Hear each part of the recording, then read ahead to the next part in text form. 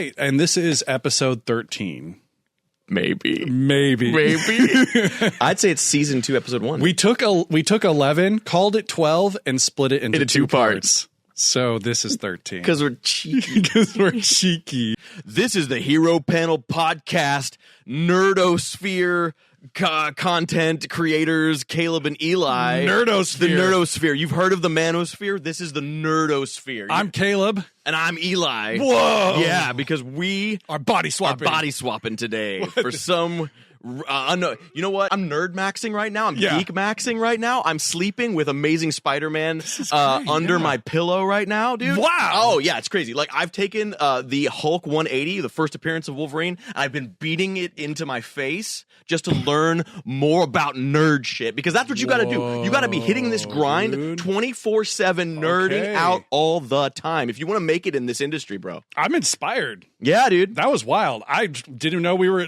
I'm awake now. You're fucking awake. You know what I'm saying? You got to get your Marvel Legends. You got to get your DC McFarlane figures. You got to take a bath with them. I will. All right? Don't tell. You got to told you that in confidence. You got to play. I told you that in confidence. And now I'm telling the world, because that's what it takes to be a real nerd maxer here in 2026. You're too much. You're too much.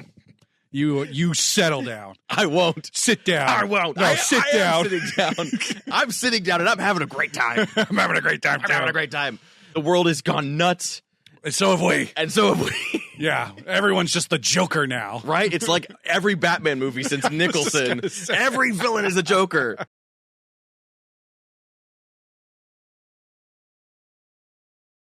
Caffeine will kill ya.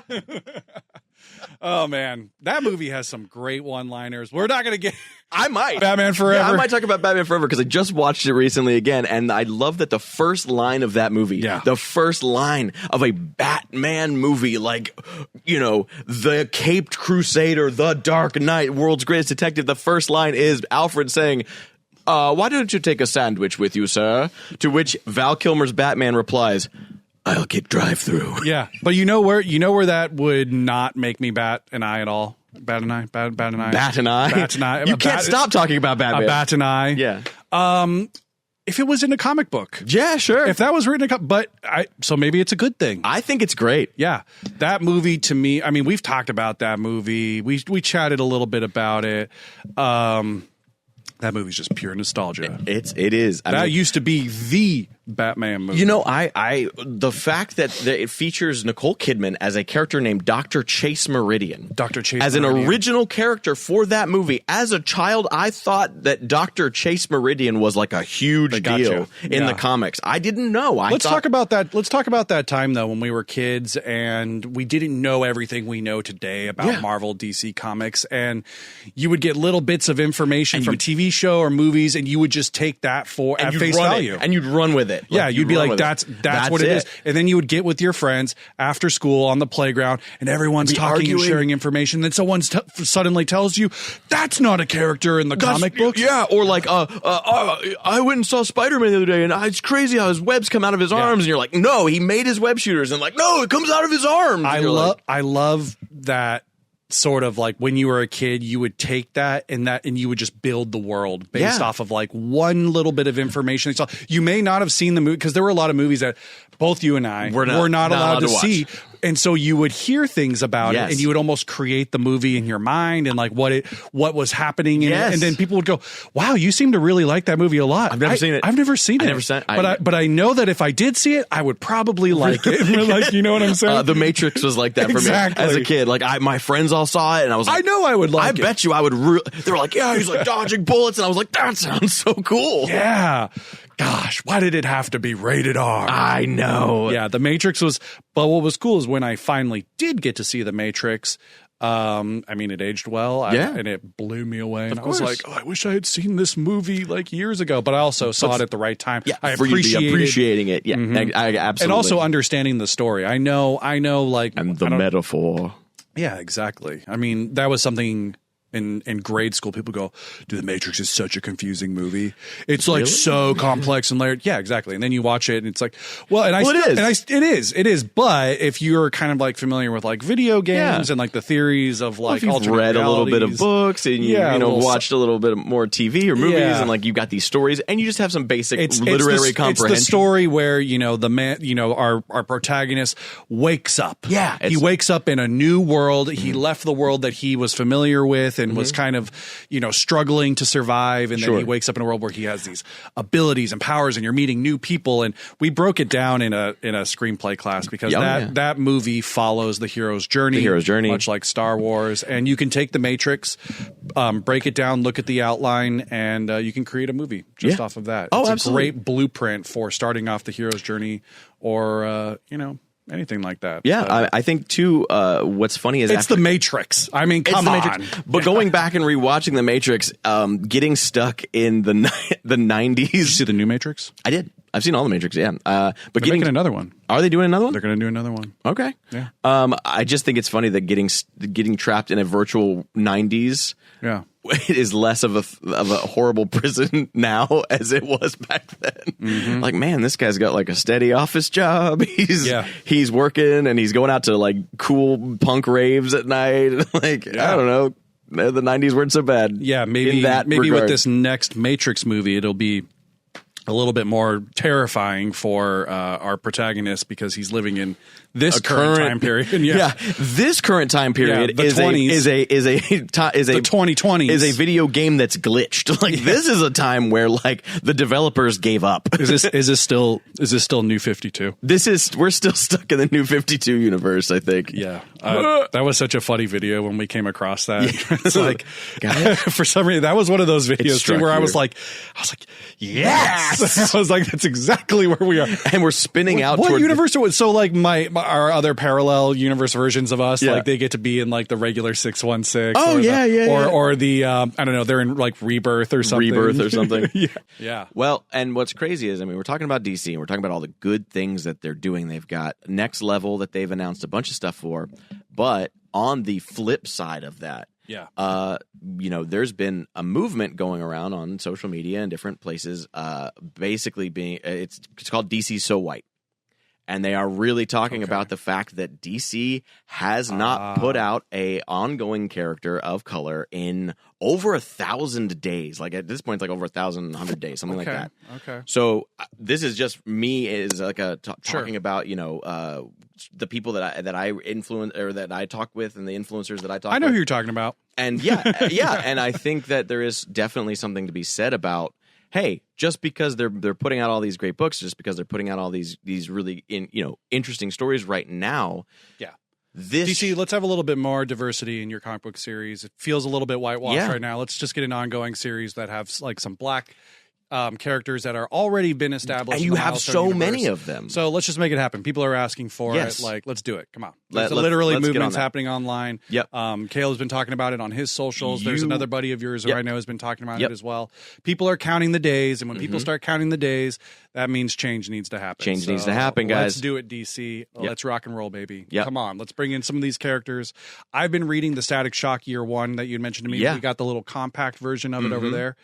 Fantastic. Isn't it great? I love it. I've also been watching a little bit of the cartoon again on Tubi. Yep. Thank God it went to Tubi, like HBO Max. Got rid of Static Shock. Right. And I watched that episode of Batman Beyond where they cross over with each other. It's a good and that's one. a series that I don't think I watched that one on TV when it aired. So that's why seeing it now. That's what's great about. Say what you will about streaming, but when you get the right package and you can watch those shows that you've been classic sort of looking shows for a while, it's like, man, I think last year we were talking just like got to binge watch all of Justice League Unlimited, and it's Batman Beyond. That was so hard to do in the 90s and early 2000s. You'd have to wait for a rerun, or you'd go to the video store and you would you get DVD episodes 1 and 3, like 1 through 3, and then 7, 8, 9, and then 12, 13. And then you would end up watching like the same 3 episodes over and over again because it was the best ones. Exactly. And you know what? Say what what you will about that. There's something cool about that too. Yeah, it was fun. Rewatching something. Yeah. I think we've you would lost memorize the lines. Yeah, I think we've lost the value of the rewatch. Sure. Because everybody's just going on to the next show, the next thing. There's so much content being so much out. to get through. There's so much to get through, and there's good stuff to get through. And it's a good thing. It's a good thing because there used to be a drought of this type of content in the 90s and early 2000s. Yes. Like when we were teenagers, it was like you had a couple different options. You had Smallville. Yeah, you had Smallville. You could watch Smallville. And if you didn't really like Smallville, Heroes. Yeah, and if you weren't like too into those or whatever, you were kind of just like, okay. Yeah. There was no MCU. And you could watch Ben Affleck Daredevil again. Yeah. So no, that's great. Yeah, DC. People are talking. Get on it. Like I said, as much as we love everything that's coming, we love so much of what's coming out of both Marvel and DC. That doesn't mean that there aren't things that this company needs to address. Right, and like, hey, we got the Absolute Universe on. Give us Absolute Static Shock. Yeah, what? Give us Absolute Static. That would be so cool. Give us Absolute Cyborg. Sure. There's some mainstays within your universe, and you know what? We will say in Absolute Superman, they just introduced Absolute Steel. Oh man! And I am I'm not hype in the latest issue. In the latest issue, they introduced Absolute Steel, and he looks awesome. Oh, that's so cool. like. Do you have your phone? Let me see a picture of this guy. I want to. Oh wow! He's stopping bullets. Completely. I see the red and the silver in there for sure, but that is not what I expected at all. Yeah, I mean that's your normal, and then but what I would expect from the Absolute. Yeah, who knows what to expect from the Absolute Universe anymore. Yeah, so the absolute version of Steel. We'll put that up on the. Yeah. Cool. I didn't expect that at all, but that's what I love about the Absolute Universe with the reveal of the Robins. Oh, the Robins. Absolute Batman number 19. The spoilers again for Superman. If you're not reading Absolute Superman, I know it started off a little slow. A lot of people kind of dropped Absolute Superman. I didn't think it started off. I didn't think so either. I loved it right away.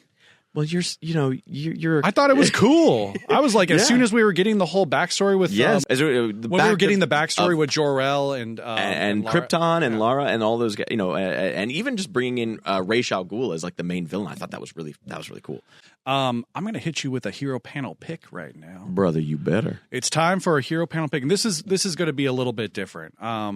You have your coworkers at the Comic Bug. Oh God. Okay. All of us. So think of all of us. June, Eddie, Anthony, Paul, all of us. Matthew. You have the ability, Matthew. What's up, Matthew?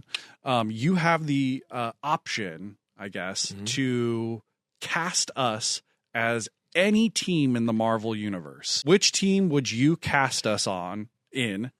And which characters would we be? Which characters would we be? Yeah. And then once you give me that, I'm going to hit you with a scenario. Oh, wow. Okay, so this is multi-layer. This is multi-step. This is multi-step. This is part one. Buckle up, folks. Buckle up. Okay. All right. So all of us here. And, right now, I love the Avengers. I think they're great. But the motley crew, the little group of freaks that work out here at the Comic Bug here, I love them all. We're definitely going X-Men. We're definitely going to go X-Men. Okay, right on. Love that. Yeah. Great. Cool. So we are the X-Men. We're the X-Men here at the Comic Bug. Love that. And our stalwart leader. Now we got to. Now we have to cast ourselves. Yeah. No, our stalwart leader and the mentor here is June. Okay. So we're definitely going to go with Sunfire. Well, I don't know. It's Japanese. I was going to say Charles Xavier. Oh. Yeah. That's what I mean. It's Yeah. No, for sure. And you'd be Banshee. Oh, clearly. You have red hair. So we're going Irish. Full on stereotype here. That's 100%. All right, cool. Yeah. Roberto da Costa. I mean, we're not making Gerald Wolverine here, are we? Is he Canadian? Probably. Who knows? Yeah, he kind of seems a little bit Canadian at times. He's nowhere near apologetic enough to be Canadian. Well, I mean, get him in a tight corner. That's true. So who would we be? So in the X-Men universe, in an X-Men situation here where the Comic Bug employees are X-Men characters, I think I would definitely start with our fearless leader, with June. And I think June is going to be our Charles Xavier. Okay. Here, he's going to be leading this motley crew, giving us wisdom and advice. Which version of Xavier? Are we talking House of X, Powers of X, Xavier? You know what? Krakoa era? I'm thinking Krakoa. Well, pre-Krakoa.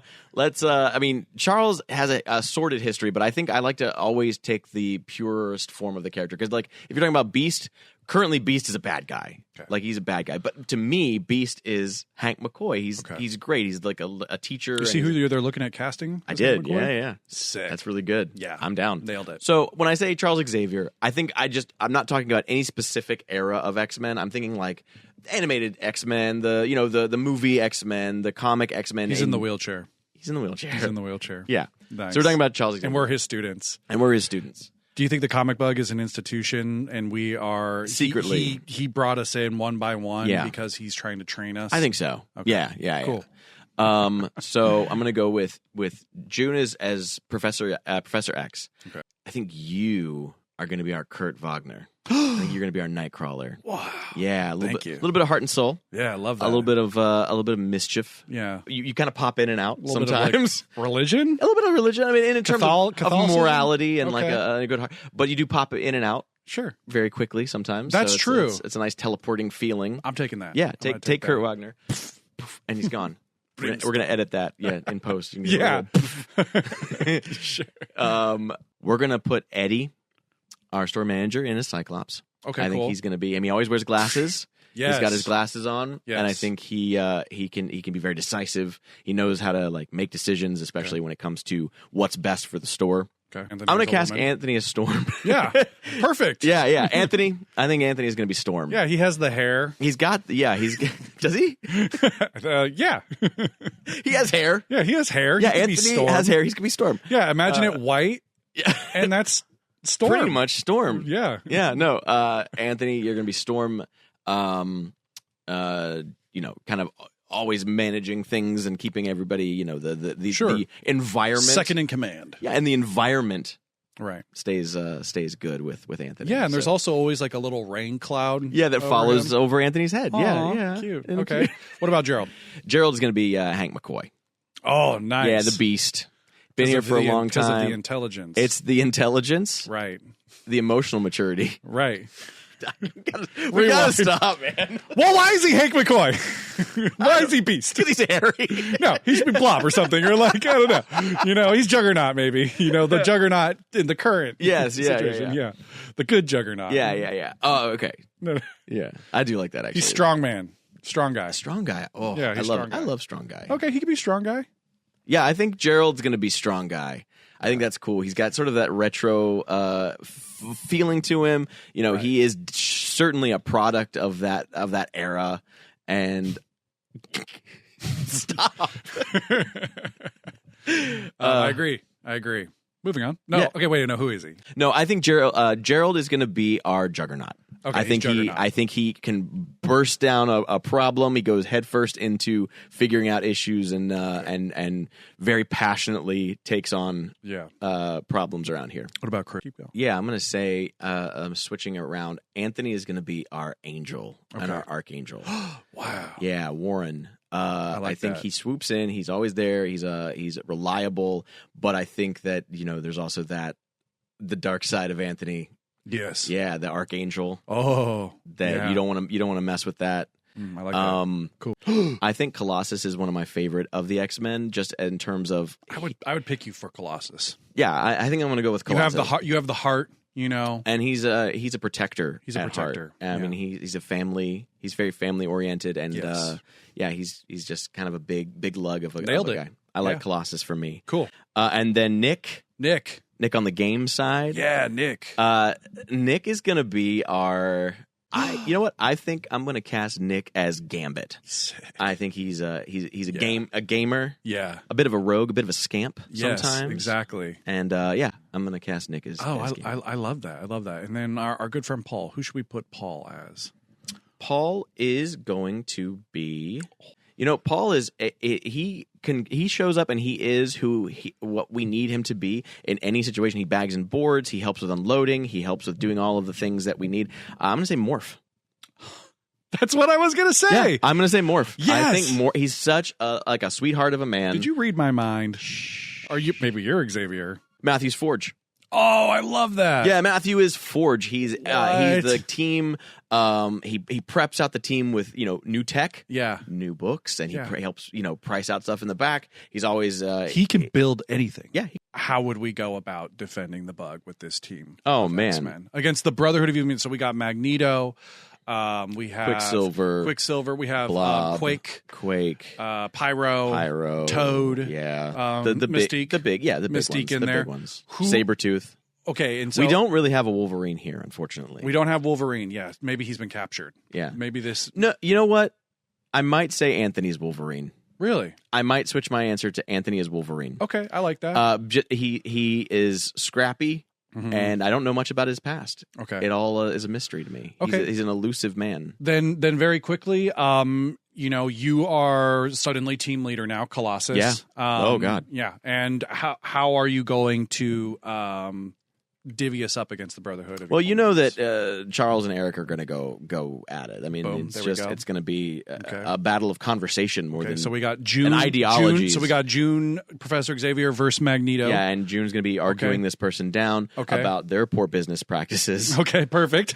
and then you as Colossus, who are you up against? Colossus is going to go up against usually like Blob or somebody that can match strength for strength and at least hold the line. Okay, and then for letting people like Nightcrawler and and Storm get behind enemy lines, taking out Toad and Quake from doing more damage. Just get those guys out of there. Okay, and then Cyclops and Wolverine. They got to go for the big heavy hitters. They got to go for Quicksilver and Sabretooth. Get those guys out. And then I think who do we make Cyclops again? Eddie, and so Eddie and Anthony are teaming up against Sabretooth and Quicksilver. Oh, sick! Okay. Yeah, cool. and like actually teaming up. And then you got Gambit and Forge. They're the ones that have to figure out. I mean, Forge has got to build something with Morph and Forge and Gambit. They're going up against Mystique. They're going up against. I'll throw this one at you. Magneto has M-type Sentinels. Okay. You got to get Forge and Forge to start working on something to like shut those things down. Yeah. Planning it with Morph and Gambit's going to be just kind of running smokescreen, running explosions to keep them undercover and keep them safe. I love it. That's my tactical analysis of that situation. Nice. Good work, dude. Thank you. Yeah. There's a question for you. Okay. X-Men related. Who is your favorite X-Men antagonist? And I say Magneto is off the table because there's a complicated relationship. But I'm thinking like of the X-Men antagonists, whether it's a group of people you got one, Mr. Sinister. Mr. Sinister, out the gate. Ever since I was a child and I saw Mr. Sinister, his look, hell yeah, and that's one of those things where I was like, he's a vampire. So for many years I was like, this guy's Sinister's probably a vampire. Yeah, for sure, because he looks like a vampire. His cape, his eyes, his white skin, the hair, Yeah, Mr. Sinister. I have a figure of Mr. Sinister at home, and you know my old toy box. Yeah.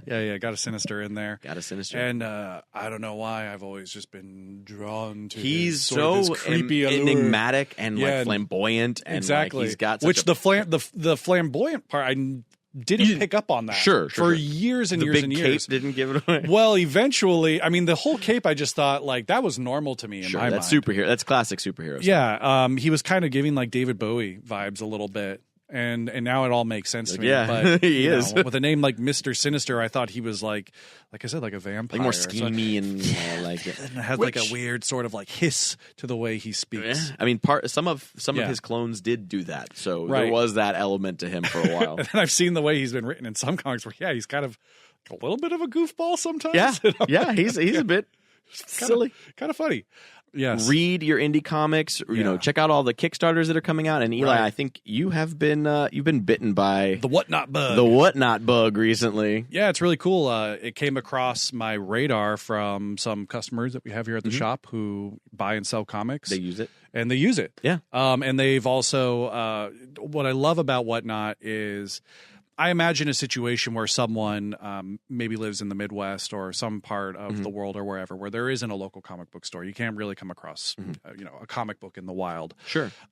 So Whatnot is a website and an app that has live auctioning for comic books, video games, clothing, jewelry, electronics, anything really. Toys. Toys. I've been looking at action figures on there, but yeah, it's kind of like a TikTok style app where you can swipe through the different live auction shows that are happening, and you bid on the item that they have on display, and there's a time limit. Yeah, and a little bit of a thrill, a little bit of eBay. It's kind of exciting. Yeah. Even when you're not buying, it's fun seeing someone throw up. Seeing one of the hosts put a key issue out there, and that's where you see how also, much people will buy. Yeah, and also that's where you can find a lot of these store exclusive variants right now, because a lot of stores are doing online selling mostly, or a lot of they don't have brick and mortar. They're online seller stores only, and so they will go and they'll pay for these exclusive covers for like Absolute Batman. And I was going to say, because sometimes you see a little bit of the behind the scenes of the warehouse that they're working out of. And it's an establishment. It's like a comic book store. It sometimes comes off as like a back room feel, but they have like filing cabinets full of CGC graded books. And I sent you a picture yesterday. I got the Spider-Gwen Shadow Clone issue #1. Greg Land, signed by Greg Land with a certificate of authenticity on the back, and I bid on it and I was able to get it for like $15. Right. And they run that sometimes where they're just like, hey, I'm going to be running books for the next hour. Like the bid's going to start at $1. And you go. Yeah. And I've seen it go from $1 up to like 50, 60, 70. But sometimes people don't bid quick enough and the timer runs out and you get a great book for a solid price. Now, I know we work here. Yeah. And so it's hard to justify. It's hard to justify. So there are certain books I'm looking at, and I had mentioned before that some of the shows will be running titles that are coming out this week, the current week. Right. And of course, I sometimes just tune in because I'm curious to see how much people will spend on Absolute Batman #19. Yeah. Which is just sitting over there on our shelf. We got plenty of them. Got plenty of them. But the people who run these shows, the hosts, they sometimes have a personality or a theme or a gimmick. They run giveaways, which are awesome. I won that Star Wars Bounty Hunters issue #1 variant as a giveaway. Nice. That was cool. Just got sent to me. Which was sweet. I was like, love that. But bid responsibly. Yes, be careful. It's a lot of fun. It's very easy to just go down that rabbit hole. You're bidding, and then suddenly you're like, oh, I won that one. Oh, and I'm paying for shipping and everything. Okay, it's coming to my house. Yep.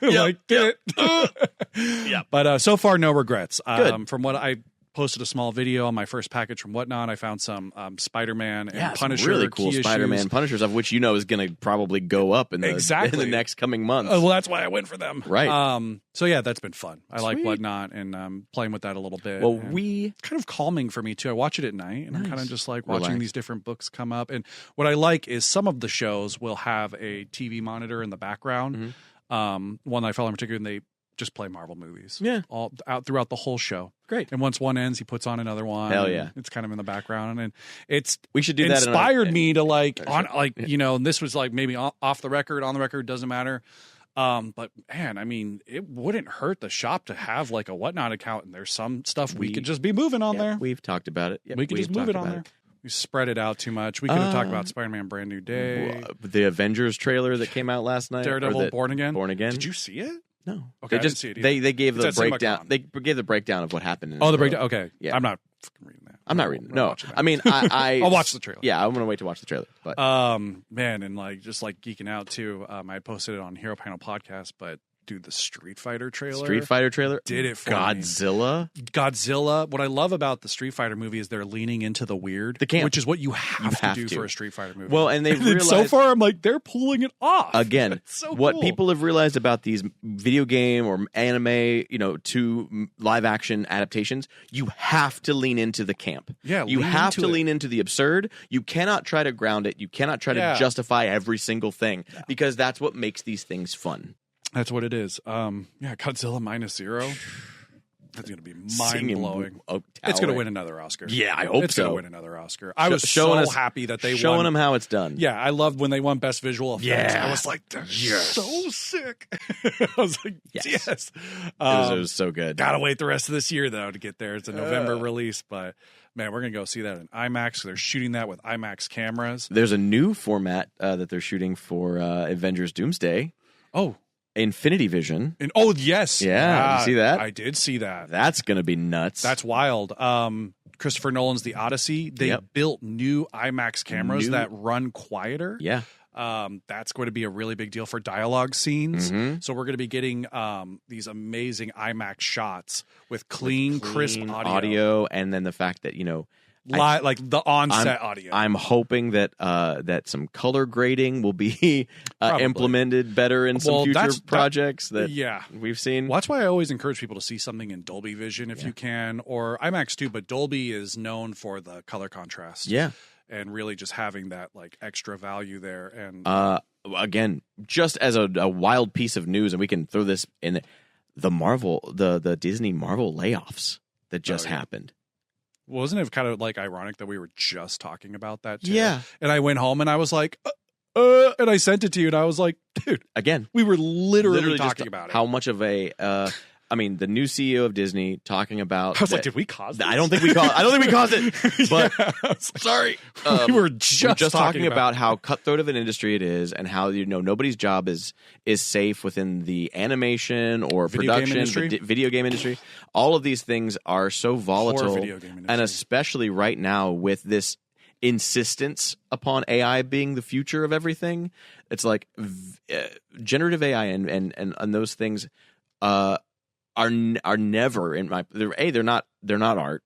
They are never going stealing art. Yeah, they're stealing art. They're never going to replace art or artists. It's an amalgam of everything that's. But we have a lot of industries that have spent so much money on it, trying to justify that spending, and I think it's a bubble and it's going to pop. There's a lot of evidence that it's going to pop. And I don't want to talk a bunch about it. No, I'm not going to talk about it, but I am going to say I really do. My heart goes out to the artists that worked so hard over the last 10 plus years on these projects to just get treated like this. And this is also why, like, I sometimes, I care about good visual effects because if we pay your visual effects team and what they're worth. We saw what happens when you don't, and the quality goes so far down. And it's not even about pay; it's also overworking them, the hours, not enough people, not letting them like go home to see their families, and you're not having getting these teams of getting a good quality out of that. Exactly, because it's 2026. Yes, and we've been through all these different decades of movies where we've watched visual effects evolve and change, and there isn't really a good excuse why a massive studio with $1 billion, infrastructure cannot make a film that has seamless, realistic. There should be no reason that we go back and watch like the Michael Bay Transformers and go, "Wow, the CG is better than we've seen today." Exactly. There's no reason that should be the case. Like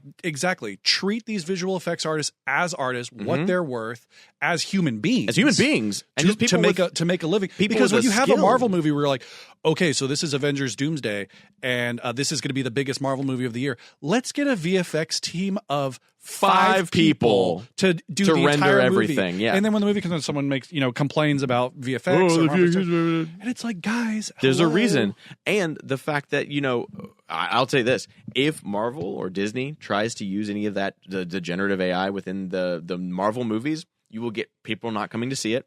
Marvel movies have already stopped becoming a sure bet for.